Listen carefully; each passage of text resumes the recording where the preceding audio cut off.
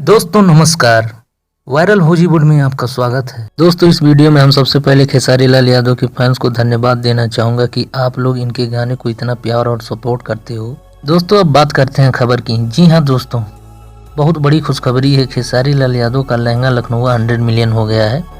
तो दोस्तों कंग्रेचुलेसन आप सभी को, क्योंकि ये सब आप लोगों की वजह से हो पाता है। दोस्तों लहंगा लखनऊ जो कि एक होली सॉन्ग है, तो खेसारी लाल यादव और अंतरा सिंह प्रियंका ने गाया है और अखिलेश कश्यप ने इस गाने को लिखा है और श्याम सुंदर जी ने म्यूजिक दिया है। दोस्तों इस गाने को 3 मार्च 2020 को आदिशक्ति चैनल पर अपलोड किया गया था, जो कि अभी सिर्फ 4 महीना हुआ है। दोस्तों इस गाने को अलग अलग वीडियोस की व्यूज को जोड़ा जाए तो 100 मिलियन बहुत पहले हो चुका था, लेकिन बात कर रहे हैं हम आदिशक्ति चैनल की वीडियो की।